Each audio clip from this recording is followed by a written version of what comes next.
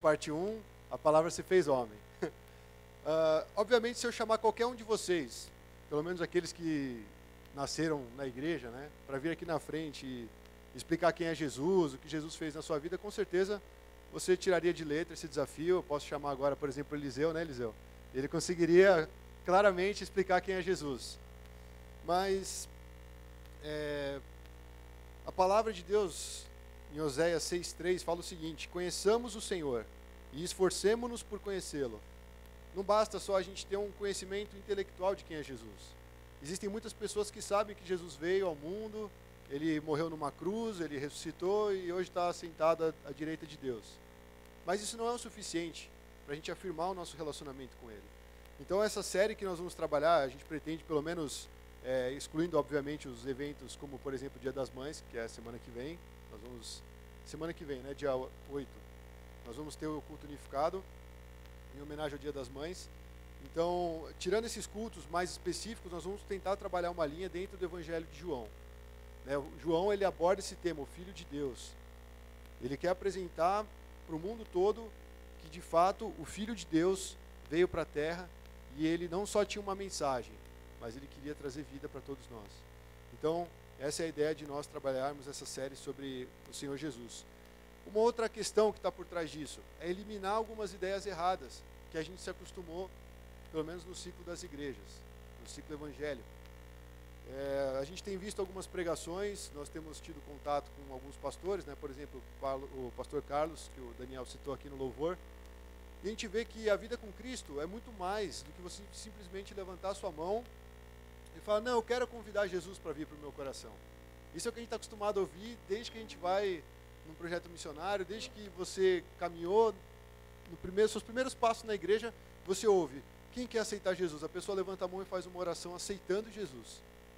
Só que isso é algo que é válido, sim, mas não é o suficiente. Não é simplesmente uma oração que vai te colocar numa posição, num patamar de aceitação diante de Deus. Por isso que a gente teve o retiro, né? A vida que satisfaz, permanecer em Cristo, permanecer na videira. É dali que vai vir toda a nossa vida. Não tem nada, a gente não pode fazer nada se não for por meio de Jesus Cristo. Então a ideia é a gente eliminar esses erros, né? Esses entendimentos errados, seja sobre a salvação, seja sobre o que é permanecer em Cristo. Então eu espero que nessa série a gente fique mais apaixonado por Jesus. Não é uma série para nós estudarmos termos teológicos, vou no dicionário e procuro o que é ser filho de Deus. Não, é para a gente entender de fato quem é Jesus e se aproximar mais dele. Ter o nosso coração mais receptivo para ele que veio ao mundo e nos trouxe vida eterna. Então, por favor, irmãos, trabalhem isso no coração de vocês durante essa mensagem, né? Como eu posso conhecer mais de Cristo? Como eu posso me relacionar melhor com Jesus? Como eu posso estar mais sensível à voz de Deus? E sem Jesus nós não podemos fazer nada. Ultimamente, uma coisa que tem mexido muito comigo, né? Eu registrei aqui algumas frases de Jesus. Na verdade, são duas frases que falam a mesma coisa em momentos diferentes do Evangelho de Lucas. A primeira, e mais direta, na verdade mais complexa, é: Jesus estava falando para todo mundo: se alguém quiser me acompanhar, negue-se a si mesmo, tome diariamente a sua cruz e siga-me. Pois quem quiser salvar a sua vida, a perderá. Mas quem perder a vida por minha causa, este a salvará. Pois que adianta o homem ganhar o mundo inteiro e perder-se ou destruir-se a si mesmo? Lucas 9, 23 a 25. Nesse mesmo evangelho, mais para frente, ele vem mais diretamente falando: quem tentar conservar a sua vida, a perderá. E quem perder a sua vida, a preservará. Por que isso tem mexido comigo? Porque é uma coisa muito clara. Quem aqui não quer melhorar de vida? Quem aqui não quer alcançar sonhos, objetivos, romper barreiras, conquistar coisas? Eu acho que todos aqui estão respirando por conta disso. É isso que nos motiva a continuar. Você tem um objetivo, você querer construir, você querer deixar um legado. É muito normal a gente trabalhar essas ideias em nosso coração. Dá a impressão que se você viver nessa vida e não construir nada, não deixar nada que seja significativo para uma outra geração, parece que não valeu a pena existir. Então a gente tem isso no nosso coração, esse desejo, essa busca. Só que Jesus, ele é muito enfático, ele fala assim: se você quiser conservar a sua vida, você vai perder. Mas se você perder a sua vida por minha causa, então você achará. Aqui existe algum segredo, tem algum mistério de Deus para a gente nessas frases. que Ele quer que nós realmente entendamos, que é nele que nós vamos encontrar a vida. É nessa vinda do Filho de Deus à Terra que a gente vai descobrir qual é o propósito final da nossa existência. Então isso é algo que traz muito conflito para nós, né? Exatamente por esses objetivos. Afinal de contas, o que é perder a vida, o que é conquistar a vida e tal. Aí Jesus está falando, entrega todos os dias na minha presença, né? Se você quiser me acompanhar, nega a si mesmo. Quantas vontades o nosso eu não tem? Cara, eu sou cheio de vontades. Hoje mesmo eu estava tomando banho, me arrumando, e eu estava lutando contra as minhas vontades. Falando, não, tem que ser desse jeito, tem que fazer daquele jeito. E eu sou impelido todos os dias a querer viver de acordo com aquilo que eu acho certo. Só que nem sempre o que eu acho certo, mesmo sendo um cristão, desde os meus 18 anos, é o que é certo para Deus. E a gente está num processo de ser transformado, de conhecer mais a Cristo para poder abrir o coração e falar, Senhor, se essa área do meu coração, se essa área da minha vida não tem a ver com o Evangelho, não tem a ver com carregar a cruz, então eu quero abrir mão. Eu estou perdendo a minha vida, mas eu sei que eu vou achar, porque Cristo vai se revelar nessa área que eu queria guardar tanto para mim. Então, conhecer o Filho de Deus tem muito a ver com isso. Não é fácil você abrir mão de você mesmo, mas a proposta do Evangelho é exatamente essa. Você entender quem você é, você saber da sua limitação e ser uma pessoa quebrantada, uma pessoa que realmente vá na presença de Deus, na presença de Cristo e fala, Senhor, eu quero conquistar essa vida que o Senhor tem para mim. Não os meus planos, não os meus sonhos. Né? Então a gente vai confrontar essa realidade, essas verdades que a gente tem aprendido ao longo da nossa caminhada cristã. Quantos aqui já ouviram a frase, Deus tem pressa, Deus quer fazer logo, Deus quer te usar, levanta que Deus quer te usar, Deus tem pressa? Isso aí sempre me incomodou. Porque apressados somos nós, né? Principalmente nós que vivemos aqui em São Paulo. A gente vive o nosso sábado é frenético, você acorda às 6 da manhã, vai para o curso, aí depois, ontem, por exemplo, teve um aniversário, depois do aniversário tem outra atividade, aí você chega à noite em casa, tem que ainda responder, sei lá, alguns e-mails, e aí você vai dormir para acordar cedo no domingo e tentar chegar no culto no horário, né, irmãos? Mas essa é uma luta, porque em São Paulo, principalmente aqui onde nós vivemos a nossa realidade, a gente é muito corrido. Só que Deus, cara, Ele não se prende no tempo. Ele não está nem aí se passaram 1 hora, 2 horas, 2 anos, porque tudo está no controle dele. Eu falo, Deus está tranquilo, enquanto a gente está desesperado, Deus, o Senhor não permite isso acontecer, eu estou esperando tanto. Deus está tranquilo no trono dele. Ele não conta as horas, porque ele não tem o tempo, é eterno, ele sabe lidar melhor que nós com o tempo. Esses dias eu estava falando para minha mãe, eu falei, mãe, parece que às vezes Deus esquece, né, que nós estamos presos num tempo cronológico. Porque a gente tem uma ansiedade de querer ver as coisas acontecerem. Mas existe o tempo para acontecer. Só que quando a gente vai ver, a gente já tem 40 anos, 50 anos, né, a gente não vê as coisas se concretizarem. E Deus está tranquilo lá, fala, não, fica tranquilo. Moisés, 40 anos para ser preparado, depois mais 40 anos levando o povo e assim vai, né? E ainda não entrou na terra prometida. Então Deus tem os mistérios dele. Deus sabe lidar melhor que nós com o tempo. Mas essa é uma mentira que foi colocada no meio cristão. Deus tem pressa. Tudo tem o seu tempo determinado, a Bíblia fala. A gente tem que voltar para a palavra de Deus. Para a gente começar a desviar do nosso coração coisas que não são verdade. Coisas que muitas vezes a gente toma, como o pastor Carlos falou, como paradigma, como uma coisa que você pode realmente botar a mão no fogo, e aquilo não é verdade. Aquilo não é essencial para o Evangelho. Então o que é essencial no Evangelho? Por isso que eu falei que essas frases mexem muito comigo. Porque o essencial é abrir mão da minha vontade, o essencial é negar o Alberto, você negar a você mesmo, e olhar para Cristo e falar, eu quero me conformar à imagem do Filho de Deus. Porque Ele se fez homem para exatamente ser um exemplo para nós, para mostrar o que é uma pessoa que caminha diante de Deus de uma forma agradável. O que é agradar ao Senhor. Então a Bíblia, ela sempre vai oferecer essa segurança, onde a gente pode se apoiar nessas verdades. Mas se a gente ficar só indo no que a gente está ouvindo, são várias vozes que vão confrontar com a verdade. E muitas vezes nós vamos pegar essas vozes e tomar como verdade, e não é verdade. Uma outra mentira que está sendo disseminada no meio cristão, e por isso nós precisamos conhecer o Filho de Deus. Você consegue ter uma vida cristã sozinho, você não consegue. É um princípio de Deus. Não estou dizendo que você precisa vir aqui na Pão da Vida, mas você precisa estar em comunhão com outros irmãos. Tem um amigo meu, eu tinha falado no culto passado, não cheguei a citar nomes, mas eu falei de alguns casais que estavam com problemas de relacionamento. E ontem eu estava falando com uma pessoa e chegou um tempo em que a esposa dele realmente ia embora. E ele orou: Deus, se o Senhor tem um propósito nesse casamento, se o Senhor tem um propósito, se o Senhor nos juntou, então que o Senhor faça algo, porque eu já fiz tudo que eu podia, eu não consigo mais fazer nada. E ele realmente entregou.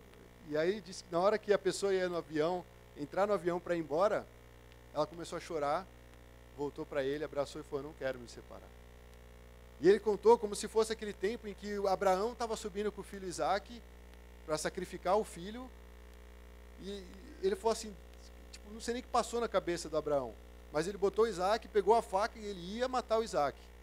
Mas Deus impediu, ele falou: pera, tem um cordeiro separado para o sacrifício. Ele falou que ele sentiu isso. Eu não imagino, irmãos, é uma coisa que meu coração fica até aflito, assim, mas ele falou: foi a maior prova da minha vida. Só que, mesmo que eu não tenha tido forças para fazer algo, que eu tinha tentado fazer tudo, eu tive que me lançar, eu tive que me entregar para Deus e confiar que Ele faria. Sabe, então, hoje em dia, as ideias são: não deu certo, separa.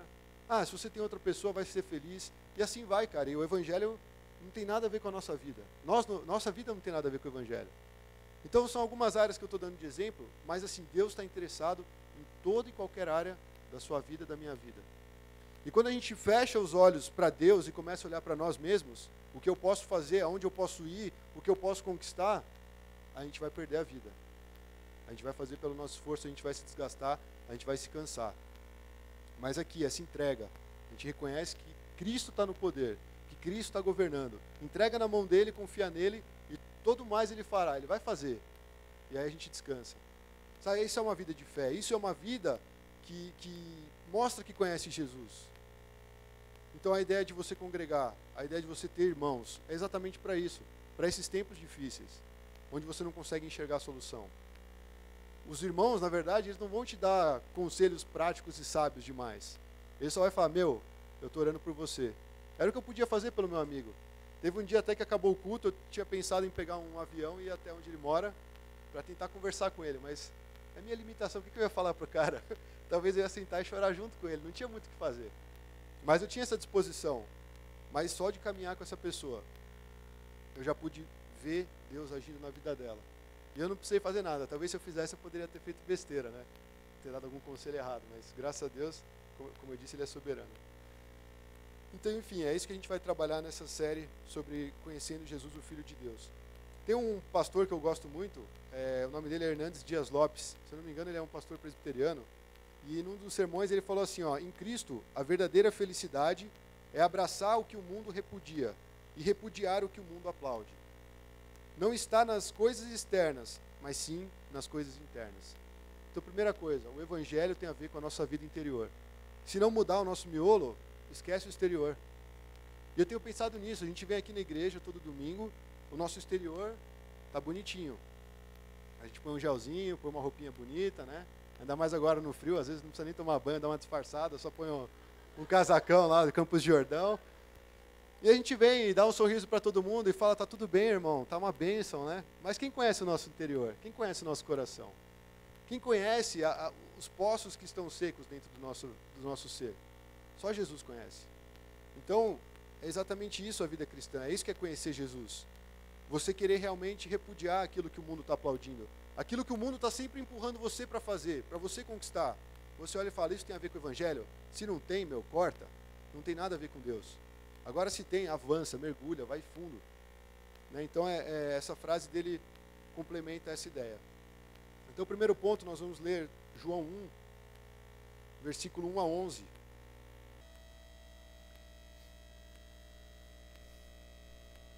Está aí no telão, se você quiser acompanhar. No princípio era aquele que é a palavra. Ele estava com Deus e era Deus. Ele estava com Deus no princípio, e todas as coisas foram feitas por intermédio dele. Sem ele, nada do que existe teria sido feito.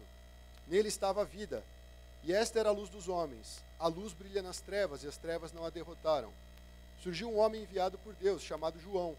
Ele veio como testemunha para testificar acerca da luz, a fim de que por meio dele todos os homens crescem. Ele próprio não era a luz, mas veio como testemunha da luz. Estava chegando ao mundo a verdadeira luz que ilumina todos os homens. E aquele que é a palavra estava no mundo, e o mundo foi feito por intermédio dele, mas o mundo não o reconheceu. Veio para o que era seu, mas os seus não o receberam.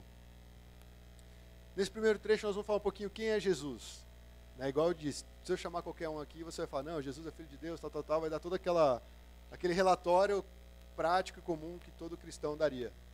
Mas pensando um pouco mais fundo, pensando nesse trecho que a gente acabou de ler, ele fala que no princípio era aquele que é a palavra. Essa palavra tem um termo grego, logos, tem até ministérios que tem esse nome, logos, não é legos, nem Legolas, é logos. Logos que significa a palavra falada, o verbo. Eu sei que minhas piadas são boas. Tá vendo? Testificou, irmão. Esse ponto onde João ele já abre o evangelho dele falando sobre o princípio, falando que lá no início, no começo de tudo, quando as coisas ainda não tinham sido criadas, Jesus já estava lá. E fala, ele é a palavra, ele estava com Deus, ele era Deus. E todas as coisas foram feitas por intermédio dele. Ele já coloca a posição de quem é Jesus logo de cara no evangelho, para tirar toda a dúvida de quem é o Filho de Deus. Fala assim, ele sempre existiu, sempre Jesus existiu. Tem um trecho que fala que ele é o cordeiro imolado antes da fundação do mundo, ou seja, ele é aquele que iria substituir cada pecador naquela cruz antes de que o mundo fosse fundado. Então lá no princípio ele já existia. Isso aponta não só para a questão da divindade de Jesus, dele ser um ser divino, mas da deidade dele, ou seja, ele é Deus. Jesus, ele é Deus. Quando nós estamos falando Jesus eu te amo, Jesus amado, igual a música, nós estamos falando Deus eu te amo. Nós estamos reconhecendo que Cristo é Deus. E nós estamos realmente colocando ele na posição que ele merece estar. Ele é Deus desde o princípio. Ele estava lá no início com Deus, desde a criação. Essa questão de estava com Deus e era Deus mostra uma comunhão eterna. Mostra que ali ele estava se relacionando com o Pai desde o princípio e antes de criar todas as coisas já existia um relacionamento entre Deus Pai, Deus Filho e Deus Espírito Santo. Mostra que ali tem uma comunhão firme. Então Jesus, ele é o primeiro a querer divulgar ou promover uma comunhão verdadeira. Por isso que eu falei que é impossível um cristão viver sozinho. Porque o cristão, ele precisa de uma família. E Cristo aqui, ele já está mostrando isso no relacionamento dele com o Pai e com o Espírito Santo. Ele se vê, não é que ele tem uma necessidade, mas é a essência dele. A essência de Cristo é estar em unidade, é viver em comunhão, é compartilhar o seu ser com o Pai, o seu ser com o Espírito Santo, o seu ser com as suas criaturas. E aqui fala, ele estava com Deus e era Deus. A comunhão e o princípio de eternidade, a divindade de Cristo. Interessante que no início de João, se você pegar Gênesis 1, pode abrir na sua Bíblia se você quiser, capítulo 1, de 1 a 3, ele fala assim, no princípio Deus criou os céus e a terra. Era a terra sem forma e vazia, e trevas cobriam a face do abismo. E o Espírito de Deus se movia sobre a face das águas. E disse Deus, haja luz, e houve luz. Ele pega lá o começo de Gênesis, o relato da criação, e ele abre o Evangelho de forma proposital, para mostrar que Jesus estava no princípio, e que foi ele que criou as coisas, e que muito mais que isso, ele era a palavra. O que Deus falou em Gênesis? Haja luz. E o que aconteceu aqui em João? Ele era a palavra. E todas as coisas foram criadas por intermédio dele. Então a gente já está abrindo a mente para ver quem é Jesus. Ele tem o poder de criar. Ele cria a partir do nada. E se ele criou luz no meio das trevas, no meio do caos, quanto mais ele pode trazer luz para as áreas que estão desse jeito na nossa vida. Interessante, porque fala que em Gênesis, eu estou comparando esses dois trechos. Em Gênesis fala que o Espírito de Deus se movia sobre a face das águas. Mas antes ele fala que ali haviam trevas, e essas trevas cobriam a face do abismo. E a gente fala, só Deus pode preencher o vazio que tem no meu coração. Pensa que esse vazio é esse abismo. O Espírito Santo está ali, pairando. O Espírito Santo, ele quer operar. E aí vem a palavra de Deus, e ela traz luz. Esse é o princípio que Deus quer trazer, com o relato da criação. Deus faz coisas a partir daquilo que não existe. Deus traz luz mediante a sua palavra. E aqui, continuando, o João vai falar sobre a luz. Antes de falar sobre o que João está falando sobre a luz, eu queria fazer referência sobre o que o Paulo fala em 2 Coríntios. Na carta de Coríntios, não tem aí no slide, 4:6, se você quiser acompanhar na sua Bíblia. 2 Coríntios 4:6. O Paulo fala para os irmãos de Corinto o seguinte: Pois Deus que disse, das trevas resplandeça a luz, Ele mesmo brilhou em nossos corações para a iluminação do conhecimento da glória de Deus na face de Cristo. O relato que João está trazendo a respeito da vinda do Filho do Homem, ele está falando como se a glória de Deus se manifestasse para nós, os homens. A iluminação do conhecimento da glória de Deus na face de Cristo. Cristo ter vindo como homem é exatamente com o objetivo não só de salvar você do seu pecado, porque o centro não somos nós, como nós já vimos na pregação passada sobre injustiça. Todos pecaram, todos carecem da glória de Deus. E essa glória veio se manifestar na face de Cristo. Por isso que Cristo se manifestou ao mundo, para trazer a glória de Deus no meio das trevas, para que as coisas que não estavam arrumadas, não estavam corretas, não estavam do jeito que foi planejado, voltassem a se endireitar, porque só Ele pode endireitar aquilo que está torto.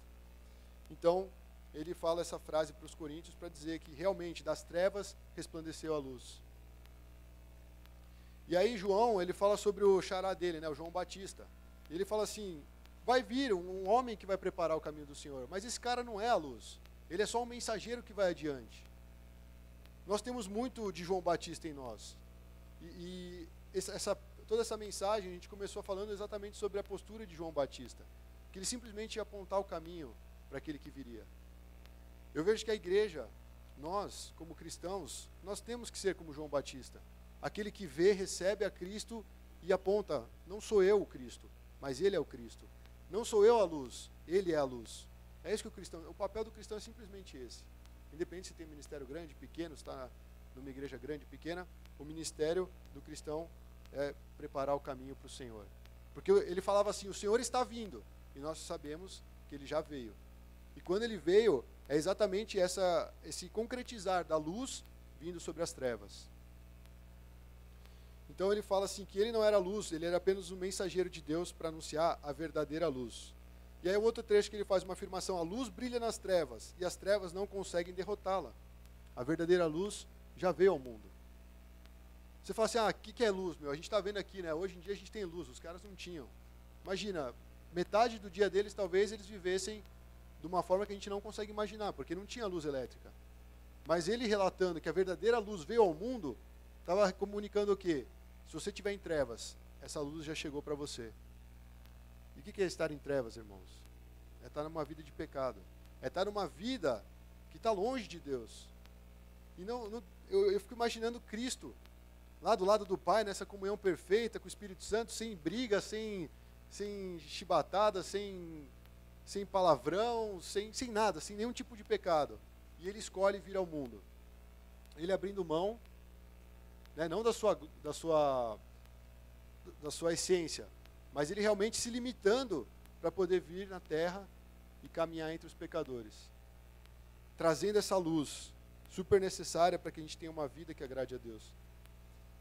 E Ele fala que essa luz está disponível para nós, através do quê? Do Logos. Né? Haja luz e houve luz. Jesus estava lá desde a eternidade, e um momento certo, Ele veio como homem, habitou entre nós. E Ele era a verdadeira luz. E essa luz, ela vence qualquer tipo de treva. Aí eu tenho que fazer uma pergunta para nós. Qual é a área da nossa vida que ainda está em trevas? Existe uma área da nossa vida que a gente precisa que a luz de Cristo brilhe para poder realmente vencer essas trevas. Cabe a você responder isso para Deus. Porque onde há trevas, ali há o caos também. Onde há trevas, ali há a presença do pecado. Onde há trevas, significa que Cristo ainda não foi. Por isso que é trevas ainda. Porque o dia que a luz chegar, vai ser iluminado. Porque as trevas não conseguem vencer a luz. E nesse ponto, a gente tem que falar um pouco sobre vida de santidade e a vida do pecado. Porque exatamente esse é o paralelo. Uma vida que está cheia de luz é uma vida que está vivendo a luz de Cristo. É uma vida que segue a Cristo, é uma vida que está se submetendo ao poder de Jesus. Então ele consegue e tem satisfação em viver em santidade. Uma vida que está andando em trevas é uma vida que está andando de acordo com o pecado. Então conhecer Jesus é muito mais do que você falar, eu sou um evangélico, eu vou na igreja domingo, eu tenho até uma célula. É muito mais que isso. É você realmente falar que essa luz verdadeira que veio ao mundo atinge a sua vida de forma completa. Não significa que aqui, agora, hoje, Se você fizer isso, você vai ser o cara santo perfeito. É um processo. Mas esse processo está apontando para quem tem uma vida temente a Deus, para quem tem uma vida que de fato quer seguir a luz, ou para uma vida que está escondida nas trevas. Mais para frente a gente vai ver um trecho que fala sobre isso. Aliás, vamos ler agora, João 3,19.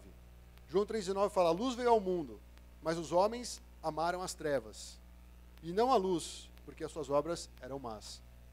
Então vê que o que define o que a gente vai amar é a nossa obra, é aquilo que a gente faz. Ele diz que a luz verdadeira, essa luz toda poderosa, se revelou ao mundo, mas os homens amaram mais as trevas, porque eles não queriam que as suas obras fossem manifestas essa luz. Eles preferem, os homens, preferem esconder as coisas do que manifestar na luz. Mas a proposta é exatamente essa, a luz vir para eliminar todo tipo de trevas.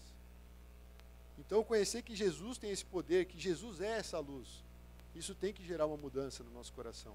Não por nós mesmos, porque agora eu decidi que Ele é a luz e Ele entrou no meu coração. Não, porque você realmente entendeu que Ele é luz, e você convida Ele para fazer parte de qualquer área da sua vida. E Ele vem iluminar, e com certeza essa área vai ser iluminada. E nós não vamos mais nos esconder, porque nós vamos mudar de comportamento, porque Cristo começou a ter acesso a uma área que antes não tinha. E aí você vê essa declaração final que ele faz nessa parte, que é uma declaração triste, na verdade. Mostra como o homem é orgulhoso. O finalzinho do trecho de João, ele fala: aquele que é a palavra estava no mundo, e o mundo foi feito por intermédio dele, mas o mundo não o reconheceu. É mais ou menos como se você tivesse gerado um filho, em determinado momento esse filho vira para você e fala assim: não te conheço como meu pai, não te conheço como minha mãe, eu vou viver minha vida do jeito que eu quiser. Dá as costas para o seu criador, para o seu progenitor, e não o reconheceu. É isso que João está testificando. Ele fala: veio para os que eram os seus, mas os seus não o receberam.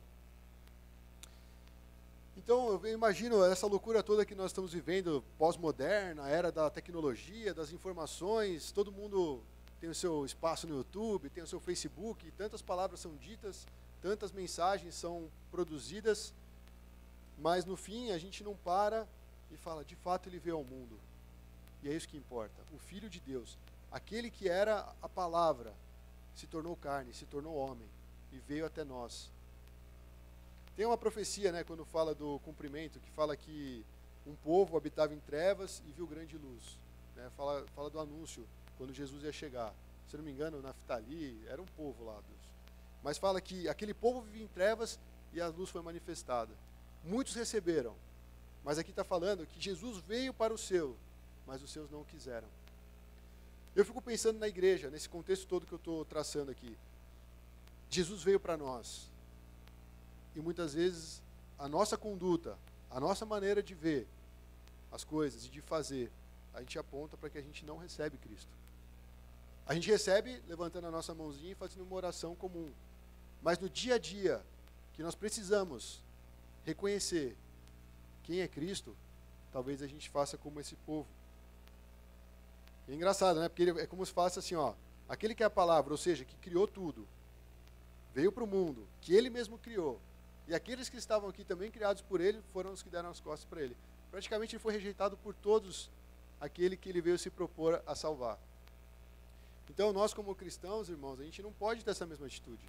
E de novo, não é um esforço humano, mas é entender quem realmente é Cristo, quem é Jesus, e sabendo que Ele é luz, sabendo que Ele é a palavra, sabendo que é Ele que traz coisas novas, Ele que transforma as situações, Ele que traz a verdadeira vida. Como nós podemos virar as costas para Cristo? A gente não pode viver na questão da culpa, porque Cristo vem remover toda a culpa, amém? Mas é entender, Deus, o que eu preciso fazer diante do Senhor para realmente receber essa palavra, para viver essa palavra, para que a luz entre na minha vida, para que eu entenda que o Senhor veio para nós, e o Senhor se agrada em nos alcançar. Eu não sei qual é a distância do céu, da eternidade para a terra. Nós sabemos algumas distâncias, ou pelo menos a gente acha que sabe, da Terra para Marte, da Terra para a Lua. Mas imagina, eu pergunto você, o que você faria pela sua pessoa amada? De repente ela está lá na China, aí você vai lá, gasta seu dinheiro numa passagem, vai até a China para encontrar aquela pessoa, para falar: eu te amo. Imagina Deus olhando assim, tudo que ele criou, vendo a bagunça e falou, não, eu vou pegar a passagem para ir para lá. A distância que ele percorreu, para ele não tem distância, né? Só estou trazendo para a nossa realidade. Para você ver o quanto realmente importa que ele venha, que o Filho do Homem venha à Terra. Que a palavra se tornasse carne, se tornasse homem, para estar entre nós. Não tem como a gente imaginar a vida humana sem Jesus.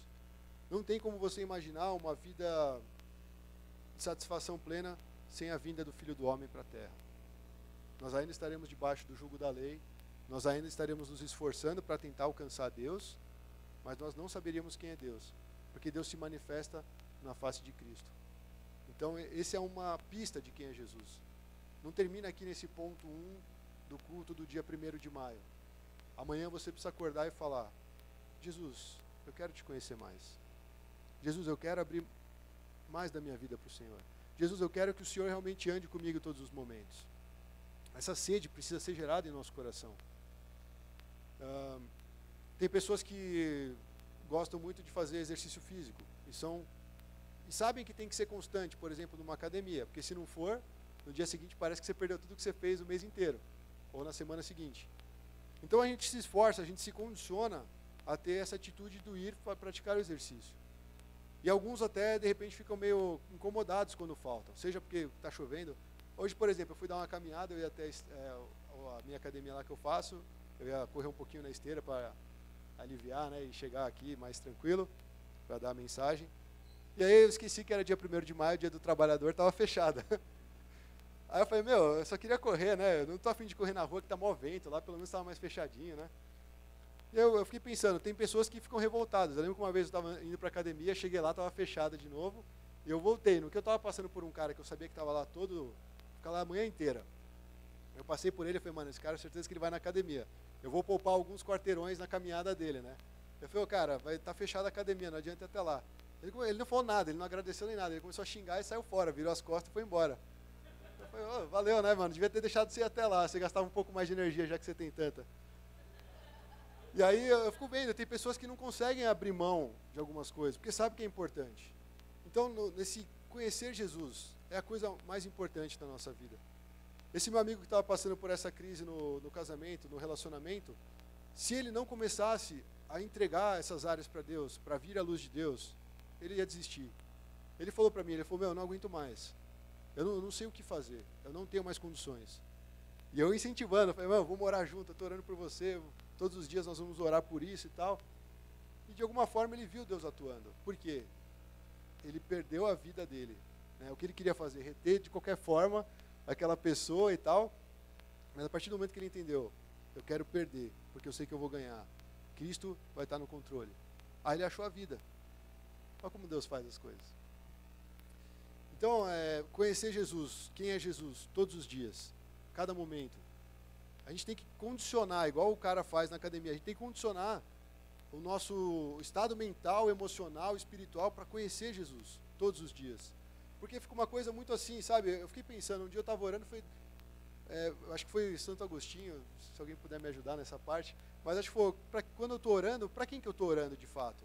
Esse Deus que eu estou louvando, que Deus é esse de fato? Porque às vezes a gente fala tantas características de Deus, mas sem conhecer quem Ele é. Nas músicas a gente conhece tantas coisas a respeito de Jesus. Nossa, Jesus cura, liberta, tal. E na vida prática, cotidiana, a gente não experimenta esse Jesus. Isso vai gerando uma frustração. Então a pergunta é, quem é esse Deus que eu estou servindo? Quem é esse Deus que eu venho cultuar todos os domingos? Quem é esse Deus que eu estou buscando quando eu abro a palavra de Deus? Porque Ele está lá. Na verdade, Ele está entre nós. E é essa ideia de trabalhar constantemente. Quem é Jesus? Conhecer mais, ter essa revelação, trazer essa luz. E a gente começa a ter uma mudança de pensamento, uma mudança de atitude, e começa a ter realmente a nossa sede saciada. Porque é só Jesus que vai saciar a minha e a sua sede. O segundo ponto, tem tudo a ver com o finalzinho do primeiro. Recebendo Jesus.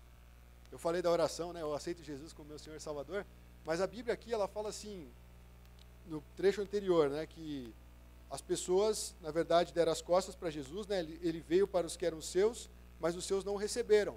E o trecho vai continuar, pode botar João 1, do 12 ao 18. Ele fala, contudo, aos que o receberam, aos que creram em seu nome, deu-lhes o direito de se tornarem filhos de Deus, os quais não nasceram por descendência natural, nem pela vontade da carne, nem pela vontade de algum homem, mas nasceram de Deus. Aquele que é a palavra tornou-se carne e viveu entre nós, e vimos a sua glória, glória como do unigênito vindo do Pai, cheio de graça e de verdade. João dá testemunho dele, ele exclama, este é aquele de quem eu falei, aquele que vem depois de mim é superior a mim, porque já existia antes de mim. E todos recebemos da sua plenitude, graça sobre graça. Pois a lei foi dada por intermédio de Moisés. A graça e a verdade vieram por intermédio de Jesus Cristo. Ninguém jamais viu a Deus, mas o Deus unigênito que está junto do Pai o tornou conhecido. Primeira coisa que João fala aqui, trazendo um contraste para aqueles que deram as costas para Deus. Ele fala, mas aqueles, contudo, aqueles que o receberam, para estes, ele deu direito de se tornar filho de Deus. Ele fala daqueles que creram no seu nome e daqueles que o receberam. Lembrando, ele veio, tipo assim, né, eu vou lá na sua casa, cheguei, fala, não, pode ficar aí, não vou te dar atenção. Se quiser tem água ali na geladeira, pode pegar, mas eu vou fazer minhas coisas. E você fica lá a noite inteira trabalhando, fazendo seus afazeres, eu fico lá, tipo, e aí, o que eu vou fazer aqui, né? Não tem nada para fazer. Agora, aqueles que vão lá, abre a porta, não, senta aqui, ó, tem um sofazinho preparado para você, tem um chazinho, tem um biscoito, tem isso, tem aquilo, tem fruta. Então, ó, liga a TV, põe esse filme que eu sei que você gosta, liga a música, sei lá, o cara começa a receber. É mais ou menos essa ideia. Jesus veio para os que eram seus, os que eram seus não queriam saber dele. Mas aqueles que creram nele, e aqueles que o receberam, aqueles que acolheram Jesus, aqueles que entenderam a importância de quem ele era, a esses ele deu o direito de serem chamados filhos de Deus. Ser filho de Deus. Nós temos muito problema no nosso mundo de paternidade. Muitas famílias crescem sem ter na estrutura familiar um pai responsável, um pai que ama, um pai que cuida. Muitos, graças a Deus, têm. Talvez você seja um cara bem-aventurado que tem um pai bacana aí que te ajudou na caminhada, mas muitos não têm. E a gente vê que isso começa ali, para o pessoal que é casado aí, que está fazendo os cursos, sabe que é muito importante a figura paterna. E quando Jesus vem para compartilhar quem ele é, para manifestar a glória de Deus, ele também compartilha o amor que ele tem pelo Pai. Ele fala, eu tenho um Pai maravilhoso, e eu quero que esse Pai, você faça parte da família desse Pai. Você seja aquele que vai ter comunhão conosco. E conhecer quem é de fato esse Pai. Porque a ideia do judeu, talvez da época, era mais ou menos como talvez o pessoal do mundo muçulmano vê Deus. Não, eu tenho que obedecer tudo certinho. E ainda assim, quando eu chegar diante dele, se ele quiser cortar meu pescoço fora, ele pode fazer, porque ele é Deus, ele é soberano. É assim o Deus do Islã. Você pode fazer a vida inteira tudo certo, mas se Allah quiser cortar teu pescoço fora antes de você entrar lá no paraíso, ele faz. Eu estudei isso e foi assim que foi ensinado, e eu achei estranho, mas parece que esse é o relacionamento que eles têm. Não é um Deus pessoal, é um Deus poderoso. Inclusive eles olham assim e falam, meu, vocês falam que Jesus é Deus, ele chora. Que Deus que chora? Nossa, ele tem fome, que Deus que tem fome? Eles não entenderam que quando Jesus se manifestou, ele veio se relacionar com o homem. Imagina se Jesus não tivesse fome, não tivesse sono. Vamos, discípulo, tem mais 2 quilômetros para a gente andar. E não, eu estou cansado, estou com fome. Não interessa, vamos lá, eu sou Deus, eu te capacito. O cara está morrendo de fome. Não, Jesus parava, eu também estou com fome. Vamos fazer um peixinho aqui assado, fazer uma brasa aí. Vamos dividir os pães, vamos conversar um pouco, vamos entrar naquela casa ali, vamos receber a gente bem, vamos fazer um monte de pizza lá para nós. E Jesus ia vivendo assim, porque ele estava entre nós. O Deus que se manifestou e se tornou carne. A gente viu aqui, a palavra se tornou carne e viveu entre nós. Deus viveu entre nós. É algo muito louco para o ser humano entender. Ele, o próprio Deus, andou. Imagina, cara, Jesus tem que pregar por todo mundo. Cara, ele ia voando, é mais fácil, né? Já pensou, o Jason vai lá para Bebedouro voando, rapidinho, né? Ou some e aparece lá. Esse é muito bom. No trabalho, né, para você não pegar trânsito. Jesus podia fazer isso, porque ele era Deus, ele podia aparecer em qualquer lugar. Mas ele ia andando. Ele ia se cansando junto com aqueles que ele queria preparar. Junto com esses que se tornaram filhos de Deus porque creram no seu nome. Então a gente não pode ter uma ideia de Jesus, de alguém tão longe de nós, e lembrar que Jesus é Deus. E ele sendo Deus, ele revela quem é o próprio Deus. Então a gente não pode enxergar Deus longe, porque Jesus já manifestou. E Jesus fala, ele está perto. Ele tem um relacionamento conosco. E aí tem um exemplo muito legal, que é o exemplo do ladrão que estava sendo crucificado do lado de Jesus. No Evangelho de Lucas 23, fala o seguinte: nós estamos sendo punidos, né, o ladrão falando, nós estamos sendo punidos com justiça, porque estamos recebendo o que os nossos atos merecem. Mas este homem não cometeu nenhum mal. Então lhe disse: Jesus, lembra-te de mim quando entrares no teu reino. E Jesus lhe respondeu: eu lhe garanto, hoje você estará comigo no paraíso. O que eu estou falando? Por que tem essa história aqui? Por que tem esse exemplo? Porque a gente está falando que todos os que o receberam e creram no seu nome, ele deu o poder de ser feito filho de Deus. E só os filhos de Deus que entrarão no reino. E aí você vê um cara que praticou injustiça, 2 ladrões, né, um de cada lado, para mostrar que os dois estavam no mesmo nível de pecado, já que o homem gosta de classificar as coisas. Só que um reconheceu, um recebeu e um creu no nome dele. E falou: nós não somos justos. As nossas obras são ridículas. A gente merece estar passando isso que a gente está passando. Mas a obra dele não é injusta. Ele não merece estar passando por isso. E aí ele faz um apelo para Cristo. Não é ele que... Jesus, eu aceito você para entrar aqui no meu coração.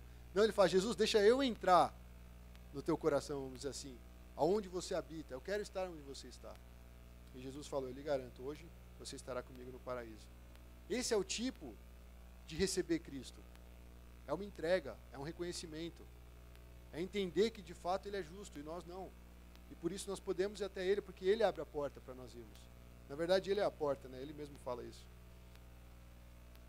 Quando você olha para Jesus e reconhece que as ações e as palavras de Jesus são ações e palavras de Deus, aí você o recebe como aquele que veio. Entender que a ação e as palavras de Jesus são as mesmas palavras e ações de Deus.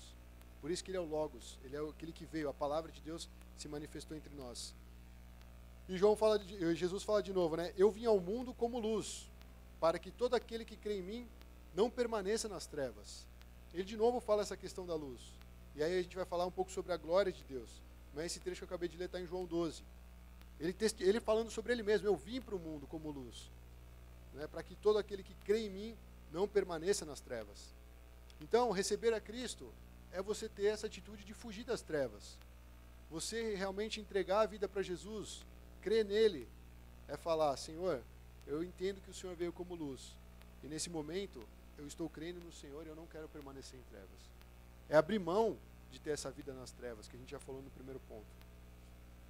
Um outro trecho interessante que ele fala aqui, nesse mesmo trecho que a gente leu: os que não nasceram por descendência natural nem da vontade do homem.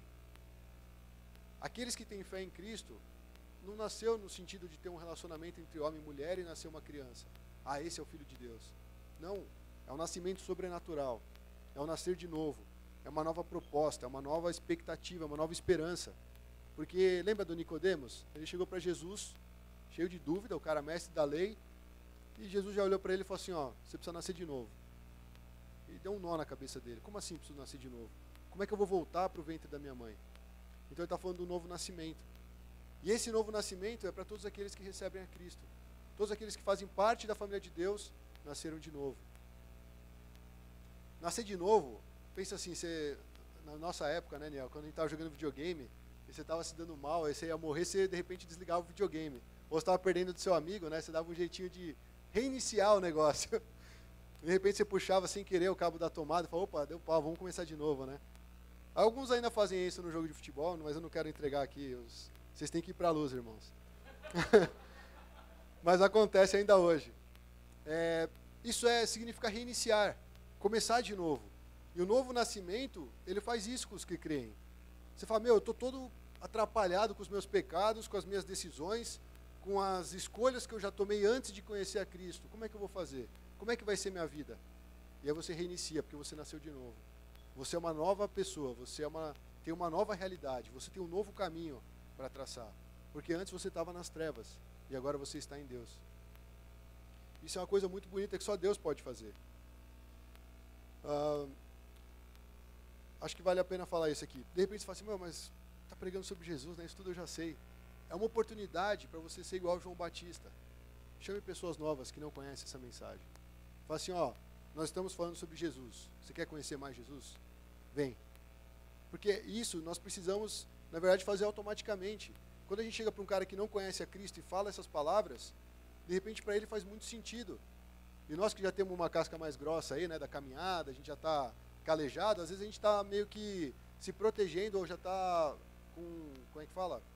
Como se tivesse já com anticorpo a essa mensagem. Mas aqueles que realmente precisam de um Salvador, aqueles que realmente querem se tornar filhos de Deus, eles ouvem esse tipo de mensagem com muita vontade.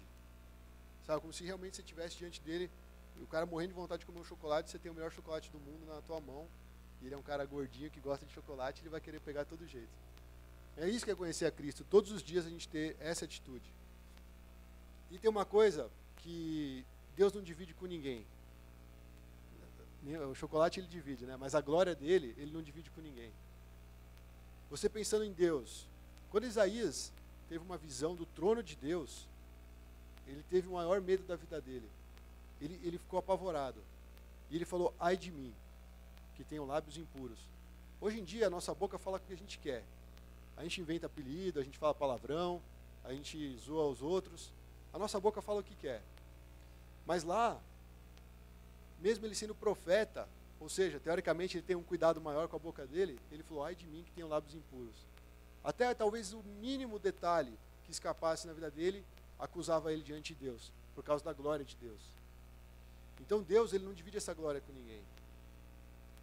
E quando o Filho de Deus veio ao mundo, né, quando Jesus vem, ele manifesta essa glória para os homens. E fala que ele manifestou essa glória de Deus cheio de graça e verdade. Isso é algo que os cristãos deveriam olhar e falar, realmente é um presente de Deus. Ter contato com a glória de Deus, através de Cristo, obviamente. E fala que ele veio fazer isso com graça e verdade. E esse é o outro ponto que eu quero trabalhar, né? Trabalhar esse conceito de graça e verdade. Porque eu lembro de uma história, né? Vocês também lembram, quando a mulher foi pega em adultério. O que a lei falava? Traga o homem e a mulher e apedreje os dois até a morte. De repente, não sei o que aconteceu com o homem, talvez ele era muito forte, conseguiu fugir. Trouxeram sua mulher. Na verdade, é a hipocrisia dos caras que trouxeram. Mas trouxeram aquela mulher diante de Jesus e os mestres da lei, os fariseus, falaram o seguinte, nós pegamos essa mulher surpreendida em adultério.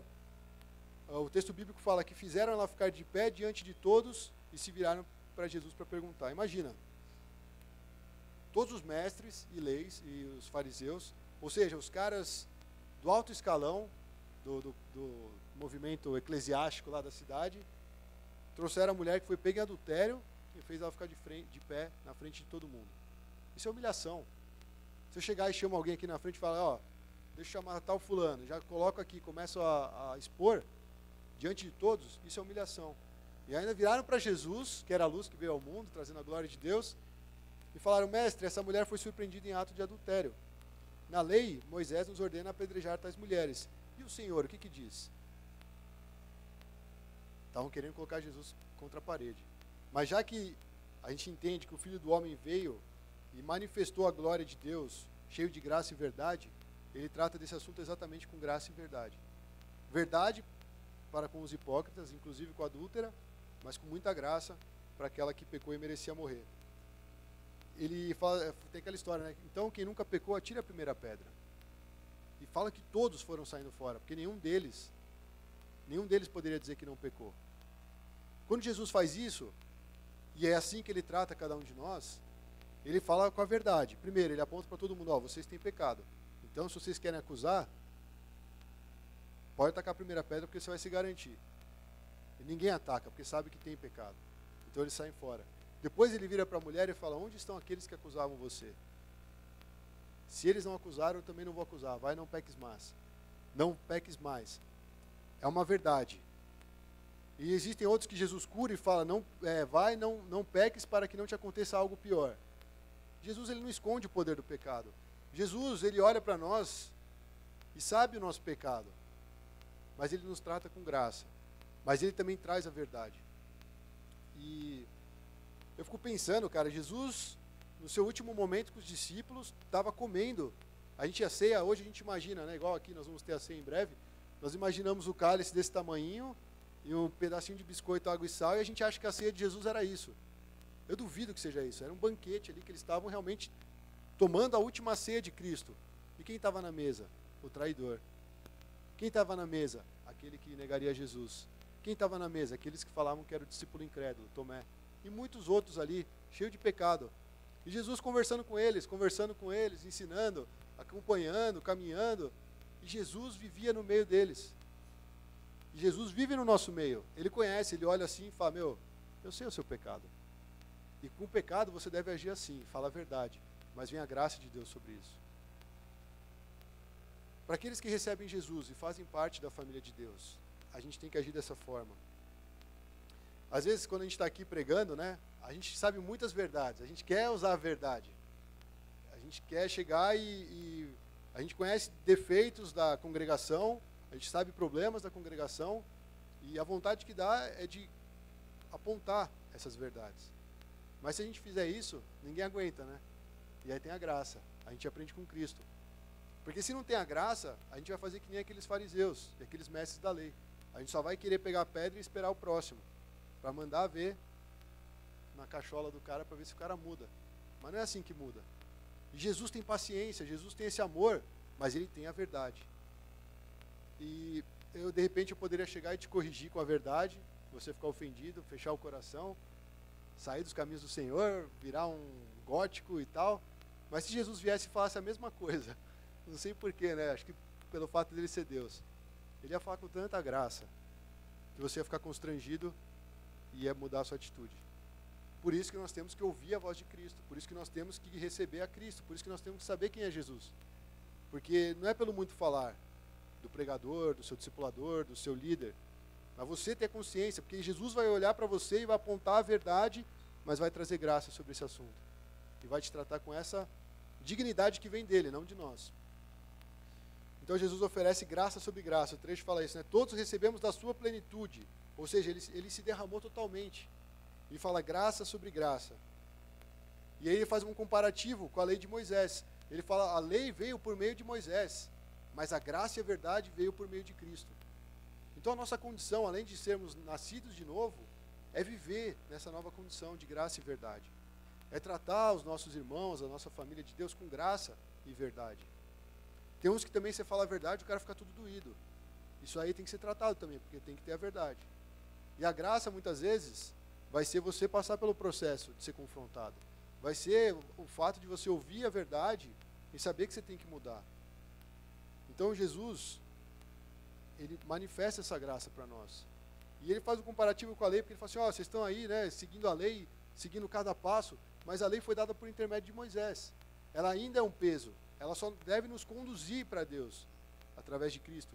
Mas Cristo, ele vem e derrama a sua graça. Ele ensina uma nova forma de se relacionar com Deus.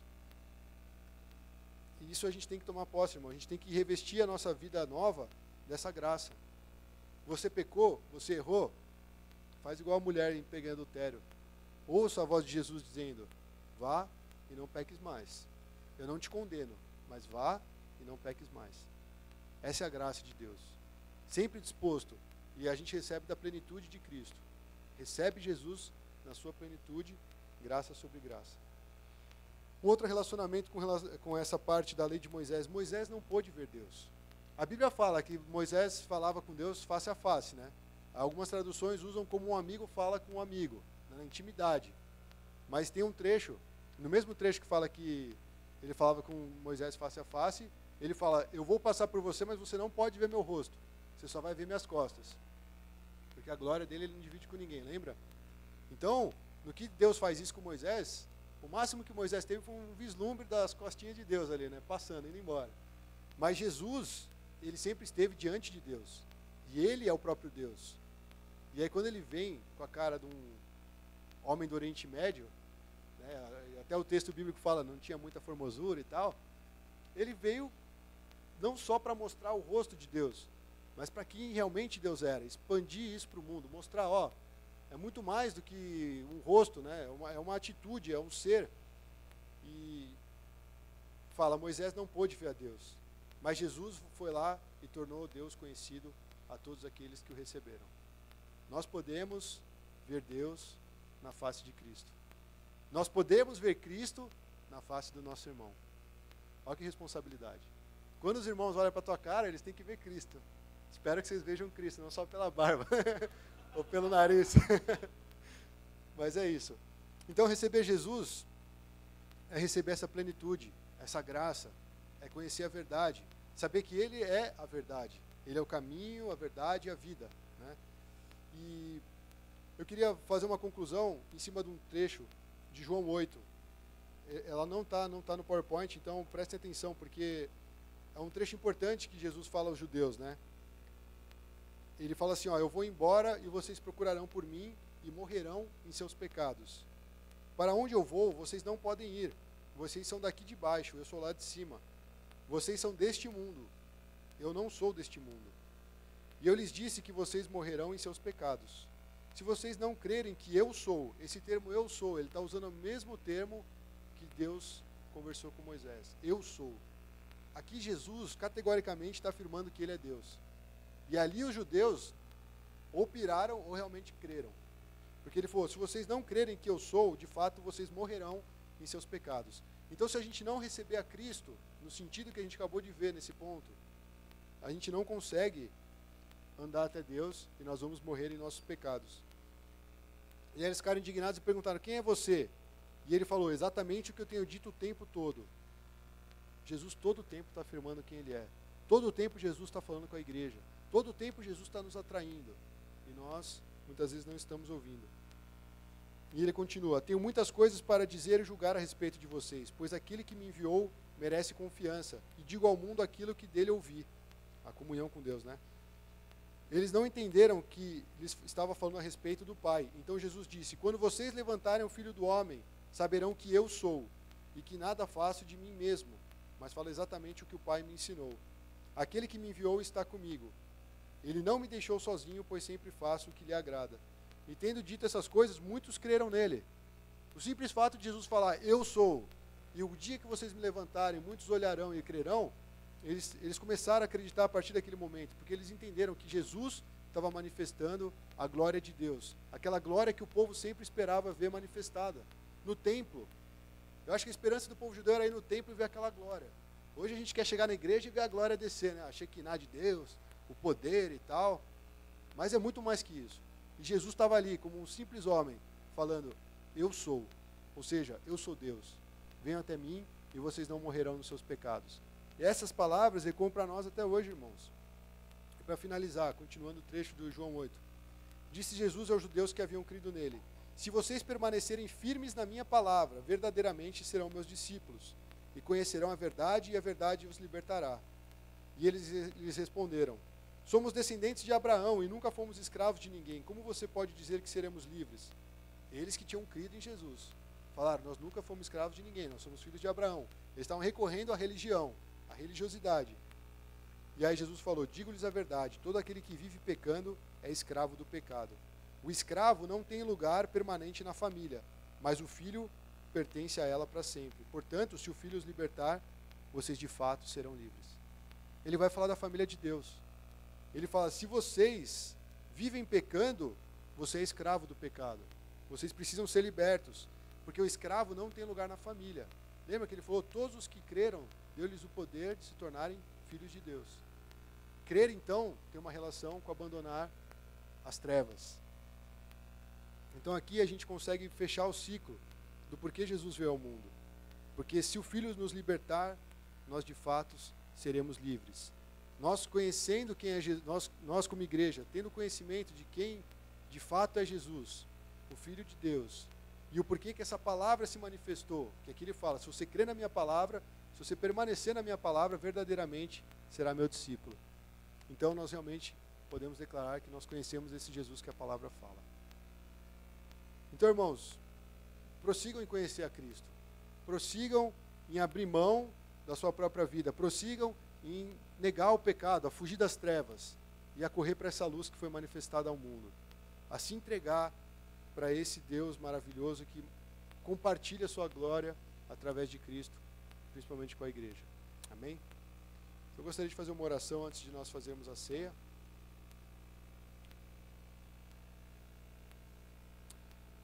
Senhor, nós estamos diante de Ti, que é o verbo que se fez carne, é a palavra que se tornou homem, para se relacionar conosco e nos fazer uma família, Senhor. O Senhor que veio e derramou tanta graça sobre nós, Deus. Tanto amor, tanta luz sobre o teu povo. E nós pedimos que o nosso coração não esfrie, Senhor, que a nossa fé não desfaleça diante das situações, diante até mesmo dos nossos pecados, Senhor. Porque nós sabemos que o Senhor nos trata com graça e verdade. Nós sabemos que a palavra se manifestou ao mundo e nós precisamos andar nessa palavra para sermos os seus discípulos, Senhor. Nós temos que andar em Ti, Jesus. Nós temos que crer no Senhor para que a gente seja liberto. Crer é muito mais do que desenvolver um pensamento racional ou uma lógica intelectual. O conhecer a Cristo é uma coisa diária, é uma coisa constante, é um relacionamento, Senhor. E nós queremos desenvolver esse relacionamento contigo. Eu oro, Senhor, por cada pessoa que está aqui, porque só o Senhor sabe o que de fato tem no coração de cada um de nós. Às vezes nós podemos olhar por fora e julgar pela aparência, nós podemos julgar pelo comportamento, inclusive, Senhor. Mas o Senhor se aproxima de cada um de nós e nos dá a oportunidade de ver a face de Deus em Ti. Sabendo que Deus é um Deus que não está longe, é um Deus que veio, é um Deus que ama, e é um Deus que vai mostrar a verdade para nos libertar, ainda que essa verdade seja um confronto contra as nossas vidas. Espírito Santo, nós queremos orar para que o Senhor faça essa obra em cada um de nós. Só o Senhor pode nos conduzir por esse caminho. Nós não queremos, Senhor, amar as trevas, nós não queremos amar o mundo, nós queremos nos entregar a Ti, Senhor.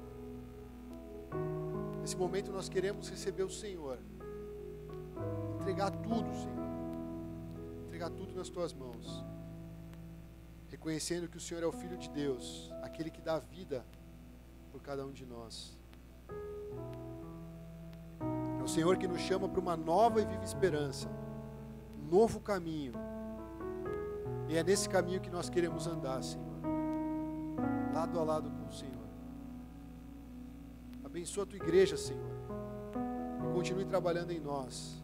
Nesse momento que nós vamos ter a ceia agora, Senhor, que seja um momento profundo de relacionamento com o Senhor, um momento de confessar os pecados, um momento de nos entregarmos diante de Ti, Senhor. Que seja um reconhecimento que o Senhor derramou o Teu sangue por nós, que o vir ao mundo, que a carne sofreu enquanto o Senhor veio ao mundo, que abrir mão da Tua glória lá no céu teve um preço. Que a gente não seja leviano, Senhor, que a gente não seja medíocre de acreditar que o Senhor veio, viveu feliz, morreu feliz e foi feliz. Não, o Senhor sofreu por cada um de nós. E crer no Senhor representa isso. Carregar as marcas de Cristo. Completar o sofrimento de Cristo. Caminhar negando a nós mesmos, tomando a nossa cruz e seguindo ao Senhor dia após dia. Isso é o cristianismo, Senhor. É isso que é ser um cristão. Nós vamos muitas vezes nos deparar com trevas, sim, mas o Senhor é a verdadeira luz, é o Senhor que vai brilhar em nossas vidas, é o Senhor que vai limpar o pecado, o Senhor vai nos mostrar a verdade, nós seremos libertos, porque nós conhecemos o Filho de Deus. Só o Filho pode nos libertar. E é por isso que nós estamos aqui, para celebrar a sua ceia, Senhor. Esse momento tão solene, tão importante da igreja, de declarar que nós estamos aqui aguardando a sua vinda também, Senhor. O Verbo se fez carne, a palavra se tornou homem, e um dia voltará para pegar a sua igreja, para restaurar todas as coisas, para governar de forma soberana. E esse é o Filho de Deus que nós cremos.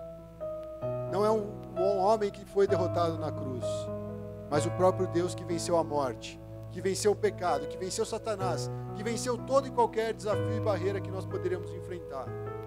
É ao Senhor que nós recebemos, Jesus. Seja glorificado nessa tarde, Senhor. Receba toda a glória, receba toda a honra, Senhor. E que o Espírito Santo continue ministrando em nossos corações essa palavra de hoje. Em nome de Jesus. Amém.